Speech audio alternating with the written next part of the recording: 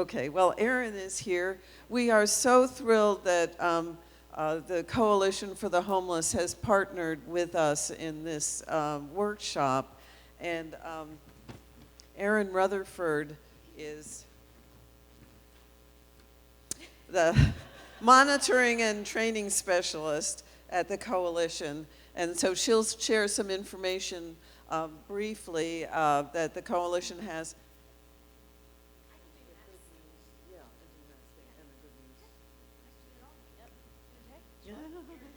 Yeah. Okay. Hi, everyone. Thank you for inviting me, Cassandra. I do not have enough copies for all of you all, unfortunately, but I'll pass out just some,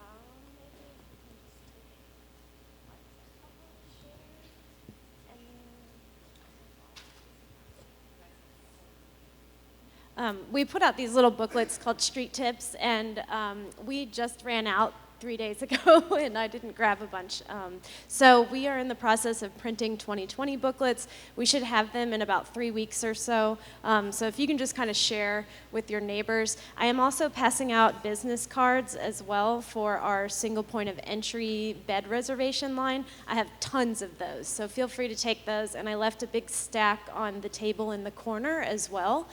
So anytime you need either one of those, let me know, and Cassandra has my contact information as well. So the Street Tips booklet is kind of one of our things that we give out to a lot of the homeless. It has listings of the shelters, meal sites. It's just kind of a brief summary of a lot of the different services that people have available to them. So I recommend keeping one for yourself just as you go out. You can always refer to it when someone needs something. And then we also give them to a lot of our partner agencies, so they give them away at their drop-in centers and things like that. The little business cards that I've passed out for the single point of entry, what that is there's a shelter bed reservation line. So the way that homeless people can get shelter, we kind of treat it like a hotel, where you have to call and you make a reservation. And we do that so then people are guaranteed that they have a bed to sleep in that night and don't necessarily have to go and wait in, line, not necessarily knowing if they're going to get in or not. So our phone lines are open Monday through Sunday, 10 a.m. to 4 p.m. And so when someone needs a shelter bed, they can call us and we'll make that reservation. Sometimes beds do fill up, depending on the time of the year, the day of the week. What we usually tell people is that if they do call and the shelter beds are full, a lot of times people maybe don't show up for those reservations, so they can still try and go to the shelter at check-in time, and if anyone didn't show up, then they could get that bed. And when they leave the next morning, they can tell the shelter that they're coming back that night, and so they don't necessarily have to call every single day to get a shelter bed. It's just that one time when they're leaving, they'll tell them whether or not they're coming back.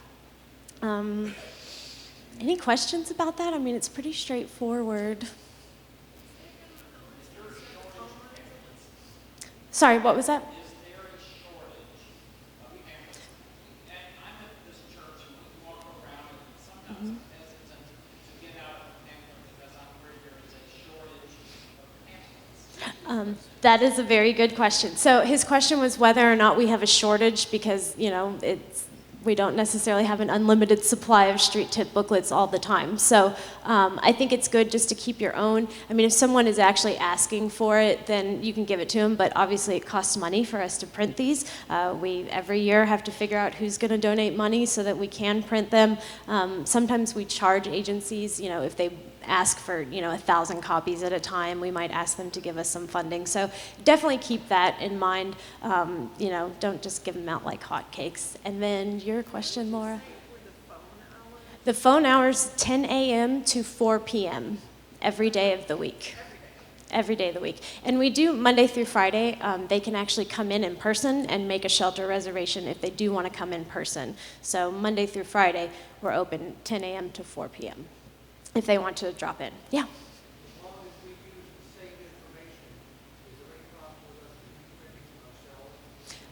No, and I could probably, because we have all this information on a Word document, so I could probably email that to Cassandra, and then she could send it out to you all if you want to just, save it on your own computer, or if you wanted to print out your own copies. On the website? I believe it is on the website, on our website also.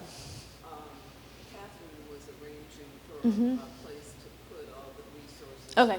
I'll make sure it's listed on our website with the other resources. Yeah. Are there any code words that would get somebody hooked up on a list? If you have a specific need, is there someone to convey that? As far as like the shelter, you mean? So she was asking if there's any special code words to use to get someone bumped. So the shelter beds are first come, first serve. So yeah, it doesn't necessarily matter what your vulnerability is. It's first come, first serve.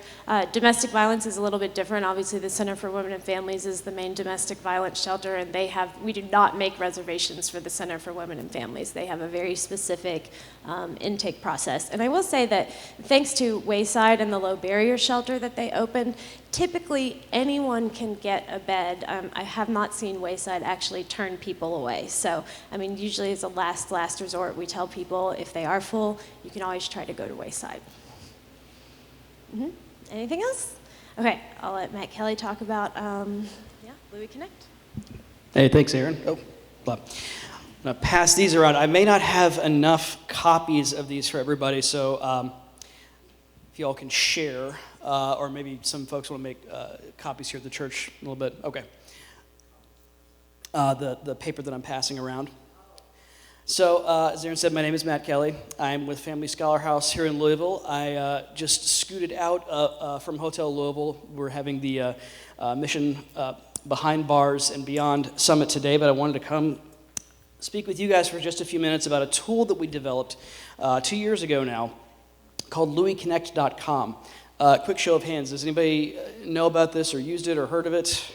Okay, good. Oh, quite a few. Good. So this is a web-based tool that helps people find free resources. There's nothing you have to download at an app store or anything like that. You just point your browser to LouieConnect.com. Basically, the way this works is it utilizes the GPS on your device, whatever device you're using, whether it's a laptop over there, whether it's your phone. We have kiosks that we placed various places out in the community. If you want to see them, walk across the street to the main library. Right there by the banks of computers, basically right by the entrance to the men's room. That's where we put our first one out there last year. We put these in places where people that are vulnerable, that need these free services, can find them and access them. We also spend a lot of time talking to folks like y'all, the people that are willing to be out there every single day, to have these encounters, to give of your time and energy to help people. Now, I don't know what everyone's background here is, but stop me if this doesn't sound familiar. You're, let's say, working the desk at a church food pantry.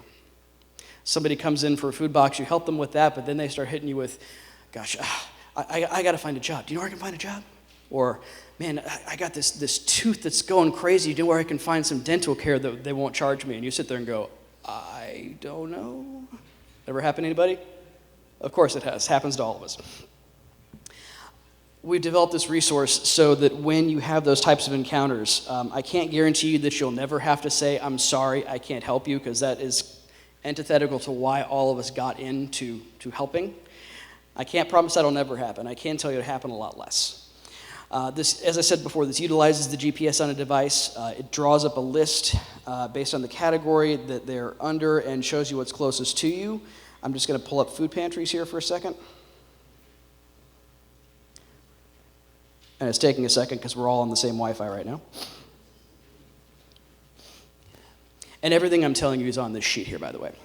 So what I pulled up was just food pantries in this area, and the first one it shows me is Central Louisville Community Ministries, right here. And so it's going to show all the ones that are around. And so when I click Central Louisville, it's going to pull up a snapshot of this free service. Tell me the hours, requirements, who it's for, any other information someone needs to know to say, hey, is this free service definitely for me?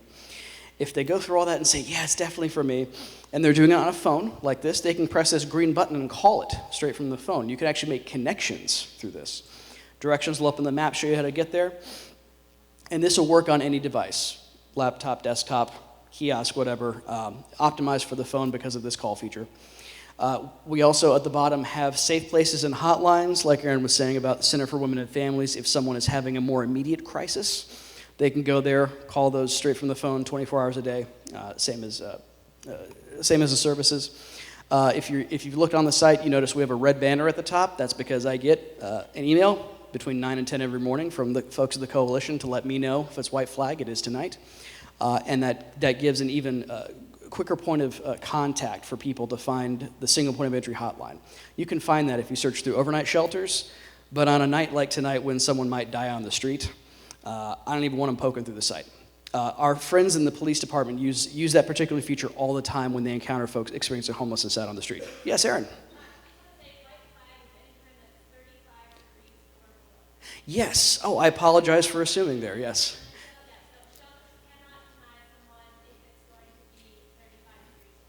Yes, and there is white flag during the hot months too, when it's going to be 100 or above during the daytime. So we have that year-round. We monitor that white flag, and that is up there. That's an example of the real-time information. I'll get to in just a second. Speaking of real-time information, we check in with our service providers at least twice a year to make sure that all of our data is correct. It's great to have a database, but if you don't keep it up, it's not all that useful. Yes, ma'am. The wind chill, like exactly what it's going to be tonight? Right. I believe they call it if the wind chill is going to be 35 or below, not the mercury, but the wind chill itself. Erin, is that correct? Okay, yes. Other questions? I'll say one more thing. If you have one of the sheets in front of you, my email address is at the bottom. Louie Connect at familyscholarhouse.org. If you are part of a faith community or other organization, you want more of these posters, business card size things. If you'd like me to come give your group a quick walkthrough of the site, just shoot me an email. I do deliver, and I'll come talk to your group. Thanks again for having me here today. Thank you all for the great work you guys are doing. Thank you, Matt. And in this app, there's a thing that you can make a comment on what you see. Oh yes, any service you open, there's also a button that says feedback. So if you look at that and say, hey, they just changed their hours, you can hit that. That'll shoot me an email and tell me I need to tend to this, because we're serious about data being real time. Okay. Well, thank you very much, Matt. Okay. Yeah, we have.